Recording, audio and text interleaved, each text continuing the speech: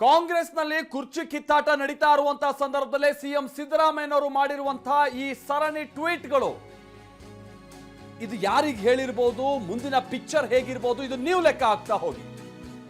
ರಣರಂಗದಿಂದ ಓಡಿ ಹೋಗುವ ಹೇಡಿ ನಾನಲ್ಲ, ಕುರಿ ಕಾಯೋನು ಸಿಎಂ ಆಗಿದ್ದಕ್ಕೆ ಕಣ್ಣು ಕೆಂಪಾಗಿದೆ. ಎಕ್ಸ್ ಖಾತೆಯಲ್ಲಿ ಸಿಎಂ ಕೊಟ್ಟಿರುವಂತಹ ಸಂದೇಶ ಯಾರ್ಯಾರ ಕಡೆಗಿದೆ?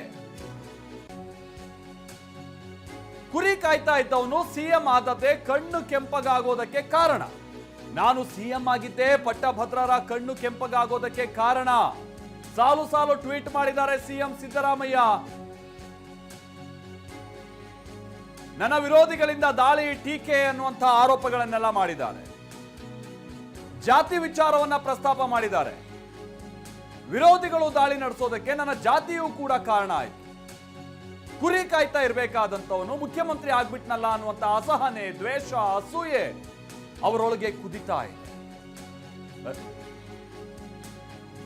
ಸಿಎಂ ಮಾಡಿರುವಂತಹ ಸರಣಿ ಟ್ವೀಟ್ ಗಳನ್ನ ನಿಮ್ಮ ಮುಂದೆ ಇಡ್ತಾ ಹೋಗ್ತೀವಿ. ಯಾರಿಗೆ ಹೇಳಿರಬಹುದು, ಮುಂದಿನ ಪಿಕ್ಚರ್ ನಾನು ಮೊದಲೇ ಹೇಳಿದಾಗೆ ಹೇಗಿರಬಹುದು, ನೀವು ಲೆಕ್ಕ ಹಾಕ್ತಾ ಹೋಗಿ. ಮೊದಲನೇ ಟ್ವೀಟ್ ಏನಿದೆ ಬನ್ನಿ ನೋಡ್ಕೊಂಬೋಣ. ಕುರಿ ಕಾಯುತ್ತಿದ್ದವನು ಸಿಎಂ ಆದದ್ದೇ ಪಟ್ಟಭದ್ರರ ಕಣ್ಣು ಕೆಂಪಾಗಲು ಕಾರಣ. ನನ್ನ ಮೇಲೆ ವಿರೋಧಿಗಳು ನಡೆಸುತ್ತಿರುವ ಬಹುತೇಕ ದಾಳಿಗಳು, ಮಾಡುತ್ತಿರುವ ಟೀಕೆ, ಆರೋಪಗಳಿಗೆ ನಾನು ಹುಟ್ಟಿದ ಜಾತಿಯೂ ಒಂದು ಕಾರಣ. ಕುರಿ ಕಾಯುತ್ತಾ ಇರಬೇಕಾದವನು ಮುಖ್ಯಮಂತ್ರಿ ಆಗ್ಬಿಟ್ನಲ್ಲ.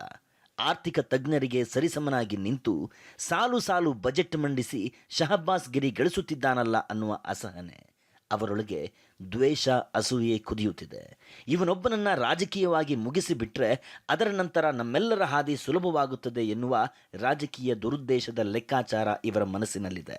ಸಾಮಾಜಿಕ ಬದಲಾವಣೆಗೆ ಕೈ ಹಾಕಿದವರೆಲ್ಲರ ವಿರುದ್ಧ ಇಂತಹ ಷಡ್ಯಂತ್ರಗಳು ನಡೆದಿರುವುದನ್ನು ಇತಿಹಾಸದ ಪುಟದಲ್ಲಿ ಕಾಣಬಹುದು.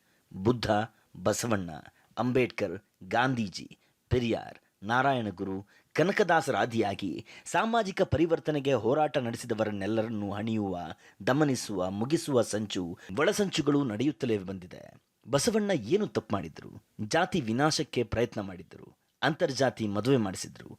ಅವಕಾಶ ವಂಚಿತ ತಬ್ಬಲಿ ಜಾತಿಗಳಿಗೆ ಸ್ವಾಭಿಮಾನದ ದೀಕ್ಷೆ ಕೊಟ್ಟು ಸಮಾಜದ ಮುಖ್ಯವಾಹಿನಿಯಲ್ಲಿ ಸೇರಿಸುವ ಪ್ರಯತ್ನ ಮಾಡಿದ್ದರು. ಈ ಕಾರಣಕ್ಕಾಗಿ ಅವರನ್ನ ವ್ಯವಸ್ಥಿತ ಸಂಚಿನ ಮೂಲಕ ಮುಗಿಸಲಾಯಿತು. ಎರಡನೇ ಟ್ವೀಟ್ ಹಾಗಾದ್ರೆ ಏನೇನಿದೆ?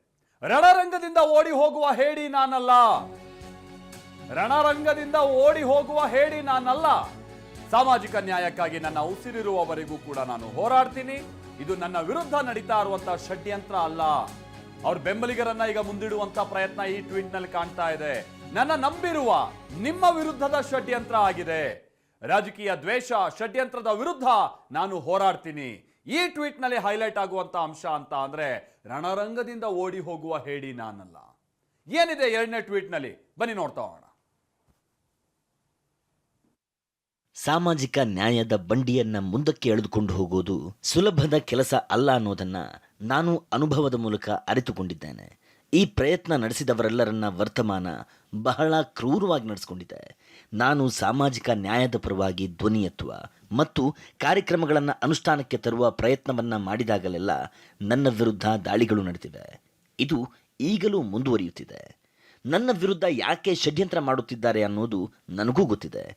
ನಾನು ಈ ರಾಜ್ಯದ ಬಡವರು, ಶೋಷಿತರು, ಅವಕಾಶ ವಂಚಿತರ ಪರವಾಗಿದ್ದೇನೆ. ಸಾಮಾಜಿಕ ನ್ಯಾಯದ ಪರವಾಗಿದ್ದೇನೆ. ಸಂವಿಧಾನದ ಪರವಾಗಿದ್ದೇನೆ. ಶೋಷಿತರ ಅಭಿವೃದ್ಧಿಗಾಗಿ ಕಾರ್ಯಕ್ರಮಗಳನ್ನು ರೂಪಿಸಿ ಜಾರಿಗೆ ತಂದಿದ್ದೇನೆ. ದುರ್ಬಲರಿಗೆ ಅನ್ಯಾಯವಾದಾಗ ಧ್ವನಿ ಎತ್ತಿದ್ದೇನೆ. ಇದಕ್ಕಾಗಿ ರಾಜ್ಯದ ಜನತೆ 136 ಸ್ಥಾನಗಳಲ್ಲಿ ಕಾಂಗ್ರೆಸ್ ಪಕ್ಷವನ್ನು ಗೆಲ್ಲಿಸಿ ಅಧಿಕಾರಕ್ಕೆ ತಂದಿದ್ದಾರೆ. ಇದು ನಮ್ಮ ರಾಜಕೀಯ ವಿರೋಧಿಗಳಿಗೆ ಸಹಿಸಲಾಗುತ್ತಿಲ್ಲ.